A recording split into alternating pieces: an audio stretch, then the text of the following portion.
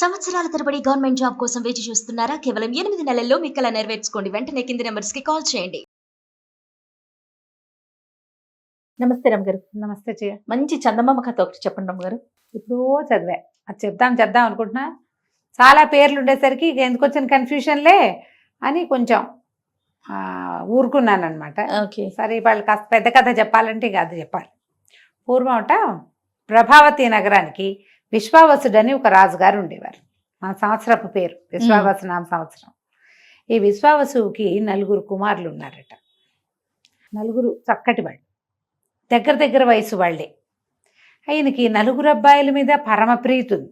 వీడు తెలివి, వాడు తెలివి తక్కువ, వీడు పరాక్రముడు, వీడు కాదు, అలాంటివి లేవు.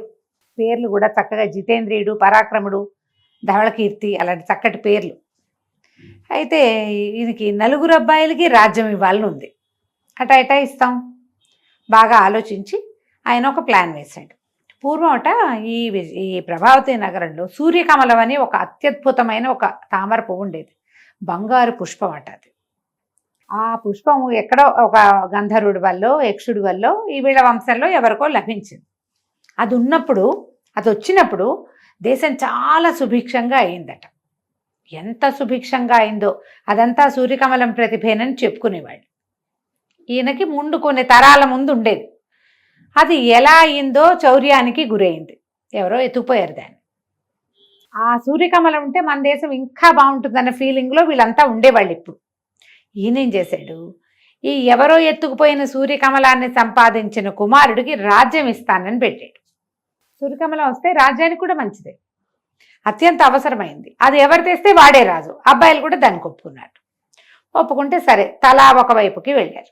ముందు పెద్దవాడి సంగతి చెప్తాం. జితేంద్రియుడు ఇతను ఏం చేశాడట, వెతుక్కుంటూ వెళ్ళాడు. తూర్పు వైపుకి వెళ్ళాడు. అయితే అతనికి ఏం తెలిసింది, ఈ తూర్పు నుంచి ముందుకి కొంచెం సముద్రం దాటి ప్రయాణిస్తే ఉన్న దీవుల్లో ఒకప్పుడు సూర్యకమలం ఉండేదని ఒక వార్త. మామూలుగా ఊళ్ళల్లో మాట్లాడుకుంటుంటే ఆ దేశం సుభిక్షంగా ఉంది, ఈ దేశం సుభిక్షంగా ఉంది, ఏదైనా ప్రత్యేక శక్తులు ఉన్నాయా మాట్లాడుకుంటారు ఊళ్ళల్లో. మనం రాజకీయాలు మాట్లాడటల్లా ఇప్పుడు. అప్పుడు ఇలాంటి ప్రత్యేకమైన విషయాలు ప్రశంసకు వచ్చేవి, ప్రస్తావనలు వచ్చేవి. సరే, ఈ ప్రశంసా ప్రస్తావన అతను వినగా అవేవో దీవులు ఉన్నాయి, జంట దీవులు పక్కన. ఆ దీవుల్లో ఒక దాంట్లో ఈ సూర్యకమలం ఉందని ఒక వార్త. ఇతను అదేమిటో చూద్దామని ఆ దీవులకి వెళ్ళాడు. ఇతను దిగాడు పడవ. ఊళ్ళోకి వెళ్ళేసరికి అతనికి ఏమి ఎదురైంది, ఒక పెద్ద ఏనుగు. అది ఒక దండ పుచ్చుకుని నడుస్తుంది. దాని వెనకాల పెద్ద సమూహం ఉంది. వెనకాల రథము, ఛత్రచామరాదులు పట్టుకుని మంత్రులు, సామంతులు అంతా నడిచొస్తున్నారు. ఏమిటా అని చూస్తూ ఉంటే ఆ ఏనుగు అటాటా ముందుకొచ్చి ఈ అబ్బాయి మెళ్ళ వేసిందంట, రాజుగారి పెద్ద అబ్బాయి మెళ్ళ. ఆశ్చర్యపోయాడు. వెనకాల ఉన్న వాళ్ళంతా మహారాజుకి జై, మహారాజుకి జై, జిందాబాద్ అన్నారు. తనకు అర్థం కాల. 5-10 నిమిషాల జనాల కోలాహలం తగ్గాక తను 2 దీవులకి రాజైనట్టు అతనికి అర్థమైంది. ఎట్లా, ఏమిటి ఇక్కడ ఏం జరిగింది అంటే, అప్పుడు అతను మెల్లిగా ఒక రోజులో పట్టాభిషేకం ఏర్పాట్లు జరుగుతుండగా తెలుసుకున్నాడు. ఈ 2 దీవుల్లో ఇతను మొదట వెళ్ళిన దీవిలోనే సూర్యకమలం ఉండేది. ఓకే. 2వ దీవి వాళ్ళు దీనికోసం ప్రయత్నం చేశారు, ఎత్తుకుపోవడానికి. అది ఎవరి దగ్గర ఉంటే వాళ్ళు బాగుంటారు. ఈ మధ్యలో ఏమైంది, గూఢచారులు కొంతమంది వచ్చారు. తర్వాత మాకు ఇవ్వండి, కొన్నాళ్ళు మేము ఉంచుకుంటాం, కొన్నాళ్ళు మీరు ఉంచుకుంటారు, కానీ ఇలాంటి వార్తలు పుచ్చుకుని కూడా కొంతమంది వస్తాయి. వాళ్ళు వీళ్ళకి విషం పెట్టేసుకున్నారు. విషప్రయోగం జరిగింది. తర్వాత ఈ రాజులు ఇద్దరు, ఈ వచ్చిన గూఢచారులు 2 రాజులకి విషప్రయోగం చేశారు. అరాచకమైపోయింది. ఎంతమంది చచ్చిపోయారో ఆ విషప్రయోగంలో. రాజులు పోయారు, ఆ 2 రాజ్యాల రాజులు. తర్వాత ఈ మధ్యలో ఉన్నారుగా 2 రాజులకి మధ్యలో ఉన్న గూఢచారులు, తర్వాత వార్తాహరులు, మొత్తం గుంపంతా చచ్చిపోయారు విషప్రయోగం వల్లే. దాంతో 2 దీవుల వాళ్ళు మాట్లాడుకుని, మనం ఇట్లా అరాచకమైపోయాం, ఈ సందట్లో, ఈ గొడవలో, ఈ మరణాలు, ఎవరికి ఏం చేశారు, ఈ న్యాయ విచారణలు, ఈ సందట్లో సూర్యకమలం పోయింది. ఇక్కడి నుంచి అది అపహరించబడింది. దాంతో రాజు లేడు. చాలా కాలంగా రాజు లేకుండానే ఉన్నారు వాళ్ళు. ఉండి ఇట్లా కాదు, రాజును సెలెక్ట్ చేసుకునేందుకు ఒక మార్గం చూద్దామనుకుని ఏం చేశారు, 2 రాజ్యాల వాళ్ళు కలిసి పెద్ద మనుషుల ఒప్పందం కూర్చుని, సరే ఒక ఏనుగును వదిలి పెడదాం, ఎవరికి ఏనుగు పట్టం కడుతుందో చూద్దాం, దండేస్తే వాళ్ళకి పట్టం కడదామని డిసైడ్ అయ్యారు. అది ఈ జితేంద్రుడికి పట్టం కట్టింది ఆ ఏనుగు. సరే ఇతను రాజు అయ్యాడు. ఇతనికి అయ్యో సూర్యకమలం మిస్ అయిందే అని తెలిసింది. కానీ అతనికి అనిపించింది ఆ సూర్యకమలం కోసం ఇంతగా 2 రాజ్యాలు అరాచకమైపోయే పరిస్థితి వచ్చింది. ఆ దిక్కుమాల కమలం లేకపోతే ఏం పోయింది? పైగా 2 దీవులకు రాజు అయ్యాడు. తండ్రి రాజ్యం 1, అందులో 4 తమ్ముళ్ళు పోటీ, మొత్తం 4 అన్నదమ్ముల పోటీ. ఇక్కడ ఏముంది? అది హాయిగా ఉంది. అందుకని ఏం చేశాడు, తండ్రికి ఉత్తరం రాశాడు, మీ రాజ్యం నాకొద్దు, ఎప్పుడైనా కుదిరినప్పుడు వచ్చి కనపడతాను, మీరు కూడా ఇక్కడికి రావచ్చు, తమ్ముళ్ళు కూడా నా దగ్గరికి రావచ్చు, నేను రాజు కాబోతున్నాను, అయిపోయాను, ఈ రాజ్యంతో మీకు స్నేహ సంబంధాలు నేను నెరవేరుస్తాను, సూర్యకమలం కోసం నేను ఇంకా వెతకను అని ఉత్తరం రాసి పంపించేశాడు. ఒక అబ్బాయి విరమించుకున్నాడు. సరే రెండో వాడు తన దారిని తను బయలుదేరాడు. ఈ శత్రుంజయుడు అలాంటి పేరున్నవాడు బయలుదేరితే ఏమైంది, అతనికి ఈ కొన్ని రాజ్యాల్లో ఇక్కడుంది అక్కడుంది వార్తలే, అక్కడి నుంచి కూడా అపహరించబడింది, ఇవన్నీ తెలుస్తున్నాయి. సరే వెళ్తే ఏమైంది, ఇప్పుడు కోవిదార రాజ్యానికి వెళ్ళాడు అతను. ఈ కోవిదార రాజ్యంలో ఏమిటి, అప్పుడు మంచి సందడిగా ఉంది, రాజకుమార్తెకి ఇది స్వయంవరం చాటించారు, ఎక్కడెక్కడి రాజులో వచ్చారు. ఇతనేమనుకున్నాడు, ఇంతమంది రాజులు గుమిగూడిన చోట సరదాగా వెళ్తే ఆ డైనింగ్ హాల్లోనూ ఎక్కడో ఒక చోట మాట్లాడి ఎక్కడ సూర్యకమలం ఉంది ఆనుపాను తెలుస్తాయి కదా, అందుకని ఇతనేం చేశాడు, ఎలాగో మంచి పంచకళ్యాణి వేసుకెళ్ళాడు, ఫలానా రాజ్యం రాజస్వామస రాజకుమారుడు రాజుగారి అబ్బాయిని, ప్రభావతి నగర రాజకుమారుడిని, నా పేరు ఇది ఏదని వివరాలు రాసి రిజిస్టర్ చేసుకున్నాడు. అందరితో పాటు ఇతను కూడా సభలో పోయి కూర్చున్నాడు. కూర్చునేసరికల్లా అతను ఎదురుగుండా నడిచొస్తున్న రాజకుమార్తె ఇతని మెడలోనే దండేసింది. కోవిదార రాజుగారికి అసలు మగపిల్లలు లేరు, ఉన్నది ఒకతే కూతురు. ఆ అమ్మాయిని ఎవరు పెళ్లి చేసుకుంటే వాడే కోవిదారకి రాజు. పెళ్ళైపోయింది, రాజు అయిపోయాడు. ఇతను కూడా అప్పుడు ఈ వచ్చిన జనాలందరి దగ్గర వార్తలు ఎలా విన్నాడంటే, ఒక్కొక్క రాజ్యంలో హత్యలు, ఇంకొక రాజ్యంలో దొంగతనాలు, ఒక చోట డేకాయితీలు, సూర్యకమలం కోసమే ఈ గోలంతా. కానీ ఇతనికి కోవిదార ప్రభావతి కంటే పెద్ద రాజ్యం, ప్రభావతి రాజ్యం కంటే పెద్దది. ఎందుకు, అక్కడ 4 పోటీ అయ్యాం, ఇక్కడ ఎవరు లేరు, ఈ రాజుకు నేనే అల్లుణ్ణి, నేనే రాజు. అందుకని తండ్రికి ఉత్తరం రాశాడు, నేను ఇక్కడ ఇంకా నేను వెతకను, పైగా ఈ సూర్యకమలం మీద ఎటువంటి మంచి వార్తలు లేవు, నేను విరమించుకుంటున్నా అనేసరికి సరే ఇక ఊరుకున్నారు. ఇక 3వ అబ్బాయి ఇతను అలా బయలుదేరాడు దక్షిణం వైపుకి. వెళ్తే అతనికి ఎట్లా తెలిసింది, ఈ రాజ్యంలో ఉన్నది అని ఒక వార్త ఉంది, అదేదో ఒక కొండలాగా ఉంది. ఆ రాజ్యానికి వెళ్ళే దారిలో ఒక కొండ ఉండి దాని నుంచి కుడి మలుపుకి తిరిగితే రాజ్యంలోకి వెళ్తాం. రాజ్యం వైపుకు వెళ్ళే దారులు నిరామయంగా ఎవ్వరూ లేనట్టుగా చెట్లు ఉన్నాయి, కానీ అసలు ఎలా ఉందంటే అది పాడుకొట్లాడుకుంటున్నట్టుంది. కొండ ఏదో కనపడుతోంది. తీరా దగ్గరికి వెళ్తే తెలిసింది అతనికి అది పూర్తి కొండ, అదొక సువర్ణ భూమి, ఆ రాజ్యం పేరు. రియల్లీ బంగారు కొండే ఉంది అక్కడ, అక్కడున్న రాయి రప్ప అంతా బంగారమే. ఆశ్చర్యపోయాడు. ఒకటి ముట్టుకుని చూస్తున్నాడు రాళ్ళని, ఒక చిన్న రాళ్ళు అంటే ఏరు చూస్తున్నాడు. అతనికి ఏమనిపించింది, ఎవరో తనని తోసినట్టు, తనని వీపుని మీద ఎవరో ముట్టుకున్నట్టు అనిపించింది. మనం ఒంటరిగా ఉన్నప్పుడు వెనక నుంచి చెయ్యేస్తే అదిరిపాటు వస్తుంది కదా, అదిరేసరికల్ ఇతను ఏం చేశాడు, అతనికి సహజంగానే కొంచెం పరాక్రమశాలి అతను. నడువుకి పట్టాకి కత్తి, ఎప్పుడైతే ఉలిక్కి పడ్డాడో గబుక్కున కత్తి తీశాడు. కత్తి తీసి కత్తిని అటు ఇటు గబగబా తిప్పేశాడు. తిప్పేసరికల్లా పేరమని పెద్ద కేక వినపడి, తీరా చూద్దును కదా, అతను చూసేసరికి ఒక రాక్షసుడు కత్తి దెబ్బ తగిలి పడిపోయి ఉన్నాడు. అతనే వీడిని ముట్టుకున్నాడు వెనక నుంచి. ఎప్పుడైతే ఈ కత్తి దెబ్బ తగిలి పడి పెద్ద కేక పెడుతూ పడిపోయాడో, అతని నెత్తి మీద నుంచి ఒక మూలిక లాంటిది, అది ఇట్లా కుప్పెలాగా కడతారు చూడు ఆయుర్వేదం వాళ్ళు, ఆ కుప్పె కింద పడి, ఆ కుప్పెని చూశాడు. ఏమిటి పడింది, ఈ పడిన వాడెవడో అతనికి అర్థం కాల. ఈ లోపల దూరంగా ఉన్న ఆ చెట్లు అని ఏదో ఖాళీగా ఉన్నట్టుందో, దాని వెనకాల కొంతమంది మనుషులు ఉన్నారు. వాళ్ళు పెద్దగా కేకలు పెడుతూ మహారాజుకి జై జై జై అని అరుచుకుంటూ వచ్చారు. వచ్చేసరికి ఆశ్చర్యపోయారు. ఏమిటి మహారాజు అంటున్నారు, ఏమిటి, నేను మహారాజునేమిటి, నేను మహారాజుని గాను, నేను వేరే రాజ్యపు రాజకుమారిని, ఇక్కడికి వచ్చేసరికల్లా వీడెవడో నాకు కత్తి తగిలి పడిపోయాడు, ఆ తగిలిన దెబ్బ వాడికి ఇట్లా పొట్ట మీద నుంచి ఇలా తగిలేసింది, దాంతో వాడు మరణించాడు. రక్తం వస్తే చచ్చిపోతాడు అంతే. ఇంక వాళ్ళందరూ అన్నారు, బాబు మీకు తెలియదండి, వీడి వల్ల మేము చాలా అవస్థపడుతున్నాము అనేసరికి ఏమిటి వీళ్ళ కథ అంటే, ఆ పక్క రాజ్యం ఎక్కడి నుంచో వీడు ఒక బంగారు కమలని తెచ్చుకున్నాడు. వాడికి అదృశ్య గుటిక ఉంది వాడి దగ్గర. వాడి నెత్తి మీద నుంచి పడిన కుప్పే అది నెత్తి మీద పెట్టుకుంటే ఎవరికి కనపడరు.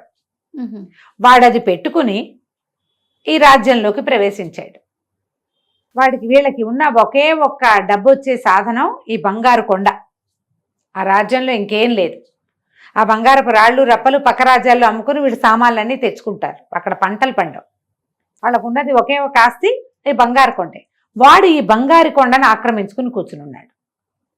వాడు పరాక్రమశాలే కాదు, రెండోది అదృశ్యమైపోగలిగే శక్తి ఉంది వాడికి. ఎవరు కనపడ్డా వాళ్ళని విరుచుకు తిన్నాడు వాడు. ఒక దశలో రాజుగారిని కూడా విరుచుకు తినేశాడు. మా రాజ్యానికి రాజే లేడు. ఎప్పుడు కావాలంటే అప్పుడు ఊళ్ళోకి వచ్చి ఎవరిని పడితే వాళ్ళని తినేస్తాడు. ప్రజలు కూడా బయటికి రాకుండా తలుపులు వేసుకుని బతుకుతున్నాం, బిక్కుబిక్కుమంటూ మేము నిరుపేదలుగా ఉన్నాం, ఏమీ లేదు మా దగ్గర. ఏదైనా చేయాలంటే ఈ కొండలో నుంచి కొన్ని ముక్కలు కొట్టుకుని వెళ్ళాలి. ఇక్కడికి వస్తే వీడు పట్టేస్తాడు, ఎవరిని చంపేస్తాడో తెలియదు. దాంతో బిక్కుబిక్కుమంటూ బతుకుతున్నాం. మా రాజ్యం ఏమో అరాచకం అయిపోయింది, చాలా బాధపడుతున్నాము. కాకపోతే వాడిని మీరు చంపటం వల్ల మీరే మాకు రాజని మేము ఫిక్స్ అయ్యాం అనేసరికి బాగానే ఉంది. అతనికి అనిపించింది, ఏమిటి సూర్యకమలం దీని దుంపదేగా, ఎక్కడికి వెళ్ళినా ఇలాగే ఉందే, వీడి దగ్గర సూర్యకమల ఉందా అంటే ఏమో అది తెలియదు. సరే ఏమైంది, అతను ఈ సువర్ణ భూమికి రాజు అయిపోతున్నాడు. మూడో అబ్బాయి ఈ ఆఖరివాడు శృతకీర్తి అతని పేరు. ఇతను అన్ని పక్కలకి తిరిగాడు. ఇక్కడ రాజ్యానికి దిగిన మూడో రాజకుమారుడు కూడా తండ్రికి ఉత్తరం రాశాడు, సువర్ణ భూమికి రాజు అవుతున్నాను నేను, నాకు ఇంకా దీని మీద ఈ కమలం మీద స్వర్ణకమలం మీద ఆసక్తి లేదు, సూర్యకమలం మీద నేను దానికోసం ప్రయత్నం చెయ్యను, చిన్నవాడితో చేయించుకోండి అనేసరికి ఇక చేసేదేముంది. సరే రాజుగారు సరే అనుకున్నారు. ఆయనకు వెళ్ళింది ఉత్తరం. నాలుగో అబ్బాయి బయలుదేరి వెళ్ళిపోయాడు కదా. అతను అన్ని ఊళ్ళల్లో కనుక్కుంటూ ప్రతి ఊళ్ళోనూ ఈ సూర్యకమలం వల్ల జరిగిన అరాచకము, జరిగిన ఇబ్బంది అవి వింటూ వచ్చాడు. ఒక రాక్షసుడు ఎవడో ఎత్తుకుపోయాడని సువర్ణ భూమికి కూడా వచ్చాడు. చివరికి అక్కడికి వస్తే ఏం తెలిసింది, తన అన్నే రాక్షసుని చంపాడని, ఇక్కడ రాజు అవబోతున్నాడని తెలిసింది. అన్నయ్య దగ్గరికి వెళ్ళాడు. వెళ్ళేసరికల్లా అన్నయ్య అన్నాడు, ఎత్తుకొచ్చిందిరా, మేము ముగ్గురం 3 చోట్ల ఉన్నాం, నువ్వు ఇంటికి వెళ్ళిపో హాయిగా, ఆ రాజ్యం నీదే, మాకు అక్కర్లా.